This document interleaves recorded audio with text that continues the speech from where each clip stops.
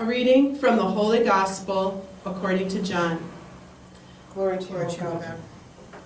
As Jesus walked along with his disciples, they saw a man who had been blind from birth. The disciples asked Jesus, Rabbi, was it his sin or that of his parents that caused him to be born blind? Neither. It was no sin, either of this person or of his parents. Rather, it was to let God's work show forth. We must do the deeds of the one who sent me while it is day. The night comes on when no one can work. While I am in the world, I am the light of the world. With that, Jesus spat on the ground, made mud with his saliva, and smeared the man's eyes with the mud. Then he said, Go, wash in the pool of Siloam. Siloam means sent. The man went off, washed, and came back able to see. His neighbors began to ask, Isn't this the one who used to sit and beg? Some were claiming it was. Others maintained it was not, but someone who looked like him. The man himself said, I am the one. How were your eyes opened? The one they called Jesus made mud and smeared it on my eyes. He said to me, Go to Siloam and wash. So I went, and as soon as I washed, I could see. Where is this Jesus? They asked. I do not know. Next, they took the man who had been blind to see the Pharisees, because the day that Jesus had made the mud paste and opened his eyes was the Sabbath. The Pharisees, in turn, began to inquire how the man's sight had been restored. The man told them, Jesus put mud on my eyes, I washed it off, and now I can see.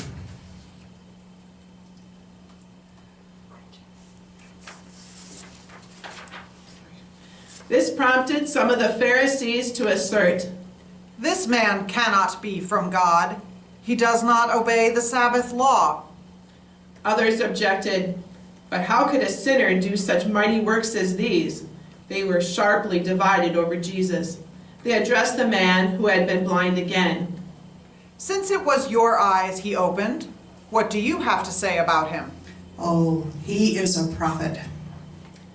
The Pharisees and teachers refused to believe that he had really been born blind and now could see, so they summoned his parents. Is this your son? If he was born blind, how is it that he can now see? The parents answered, We know this is our son, and we know he was blind at birth. We do not know how he can see now or who opened his eyes. Ask him. He's old enough to speak for himself. They answered in this fashion because they were afraid of the authorities, who had already agreed among themselves that anyone who acknowledged Jesus as the Messiah would be put out of the synagogue. A second time they summoned the one who had been born blind and said, Promise before God that you will tell the truth. First of all, we know this Jesus is a sinner. I do not know if he is a sinner or not. I know one thing. I was blind before, and now I can see. What did he do to you? How did this Jesus open your eyes? I have told you once, but you would not listen. Why do you want to hear it again? Do you want to become his disciples? You are his disciple. We are disciples of Moses. We know that God spoke to Moses, but we have no idea where this Jesus comes from. How strange. You don't know where he comes from, yet he opened my eyes. We know that God does not listen to sinners, but listens to those who respect God in word and action. Since the beginning of the world, no one has ever heard of someone opening the eyes of a person born blind. Unless this Jesus came from God, he could never have done such a thing. What? You are steeped in sin from your birth, and you are giving us lectures? With that, they threw him out of the synagogue. Hearing of the expulsion, Jesus sought out the man who could now see and asked, "Do you believe in the only begotten of God? Who is this one, that I may believe?" You have seen him. He is speaking to you now." "I do believe." And he bowed down to worship Jesus. Then Jesus said, "I came into this world to divide it, to make the sightless see and the seeing blind." Some of the Pharisees who were nearby heard this and said, "You're not calling us blind, are you?" To which Jesus replied, If you were blind, there would be no sin in that. But since you say we see, your sin remains. The good news of our salvation spoken through John. I am Gretchen Pederson, and I've been a member of this community for 25 years. I am humbled and honored to be giving the homily today. Credit is due to the writings of Diane Bergant, Monica Helwig, Roger Vermeulen Carbon, Joan Mitchell, CSJ, Megan McKenna, Mary McLone, and Mary Loris. A theme of the readings today is that the lowliest are chosen to bring to light the greatness of God. David and the blind man both appeared outwardly to be unlikely candidates for leading others to faith. The blind man lived in a time when blindness was regarded as a consequence of sin. Blind people were burdened by the disadvantages of their condition, and then by a culture that thought they were living in a darkness they deserved. Jesus chose the blind beggar to teach a lesson about sight and insight. David is imperfect. This is the same David who calmed the temper of King Saul with his lyre, who slayed the giant Goliath, who unified the tribes of Israel. David, who wrote the Psalms and brought the Ark of the Covenant to Jerusalem. He was also the David who had an affair with Bathsheba, the wife of one of his friends. Afraid of being found out, he sent his friend into battle to be killed. David, with all of his good looks and failings, was great because God worked through him to do good things. Oskar Schindler arrived in Krakow ready to make his fortune from World War II. He joined the Nazi Party for powerful connections and staffed his factory with Jews because they were cheap labor. Schindler was arrested multiple times for public drunkenness. He was married but had an affair which produced a son who he claimed was not his. Oskar Schindler was imperfect, yet he saved the lives of over 1,000 Jews by employing them in his factory.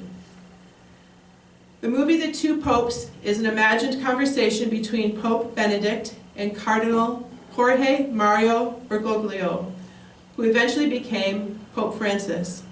One part of the movie references the deep guilt that Pope Francis feels about his response to the Argentinian military during the war in the 1970s, during which 2 Jesuits were kidnapped and tortured. He regrets his action and inaction during the Argentinian dictatorship. He has a hard time forgiving himself and feels like he is not a good enough candidate to be a pope. Pope Benedict absolves him and reminds him that in a dictatorship, the freedom to choose is stifled. Jesse did not bring David to Samuel because he saw the boy as too small, too young, and too insignificant. When do we not bring forth what is inside us because we feel that our contribution is not going to be good enough? Don't let shame cover your light. What you are ashamed of is the source of your strength. Even Jesus had difficulty fulfilling his mission because he seemed to be too insignificant, too ordinary to be God's representative in the salvation of the world. The leaders of his society found it more reasonable to attribute the cure to diabolic forces.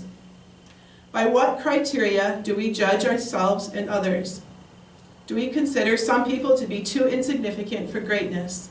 Are we overly concerned with status? Do we categorize people according to the disease or physical limitation they must endure? Do we sometimes blame them for their disability? A second theme today is that becoming a follower of Jesus is a process. John tells us a story about the curing of the blind man. It's a story about our lifelong, slow growth in understanding what it means to be a follower of Jesus.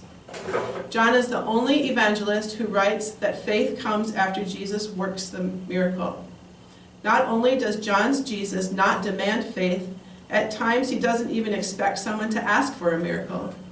The man born blind seems to be minding his own begging business when Jesus and his followers casually walked by, and Jesus spat on the ground and made clay with the saliva, smeared the clay on his eyes, and said to him, "Go wash in the pool of Siloam." The man went and washed and came back able to see. It is at this point that the man's faith journey begins. When he first speaks to his neighbors about Jesus, he refers to Jesus as the man. He didn't have all the answers, but when he was interrogated, he said, "I don't know who he is, but if he were not from God, he wouldn't have been able to give me sight." Then, when asked by the Pharisees, he refers to Jesus as a prophet. After his second encounter with Jesus, he bowed down to worship him. Jesus summarized the incident, warning that we should never be too sure that we see clearly. No matter how great or insightful our faith, honing the ability to see God is a lifelong process. The healed man might warn us that such vision can lead to trouble, but he tells us that it is worth the price. Oskar Schindler also gradually came to see the light. As the Nazis began to exterminate the Jews, Schindler arranged to have his workers protected to keep his factory in operation. Eventually, he realized he was saving innocent lives. We are invited to be people who realize we are blind and are willing to be given sight. The more we live in the light, the more intolerable those who serve darkness will find us. They will reject those who stand in opposition to evil. The readings from Ephesians and from John have so many references to light and seeing. The Ephesians author called followers of Jesus children of light. This light produces goodness, righteousness, and truth. God says, "I do not see as people see, because humans see appearance, but I look into the heart." Just as the Little Prince says, "It is only with the heart that one can see rightly. What is essential is invisible to the eye." Christians distinguish themselves by what they do and also by what they see. In literature, light is used to mean weightless, understanding, divinity, goodness, awakening, set on fire, luminousness, and hope. I recently saw the Oscar documentary shorts. The first short film was about resignation syndrome found among some refugee children in Sweden and Australia. Children with resignation syndrome withdraw from society to the point in which they go into a deep sleep and are comatose for months or years. Feeding tubes must be inserted, and these school-aged children wear diapers as they lie in bed. This syndrome is a mystery to psychiatrists and doctors, but there are some interesting patterns. The children have suffered trauma, and they are in families whose eligibility to remain in the host country is not resolved. When the family finds out that they are able to stay in the host country and not be deported, the child is somehow able, in the deep coma, able to sense the hope in the household and wake up, able to resume a normal life. If I radiate hope, if I have lightness in my heart, it will be spread to others.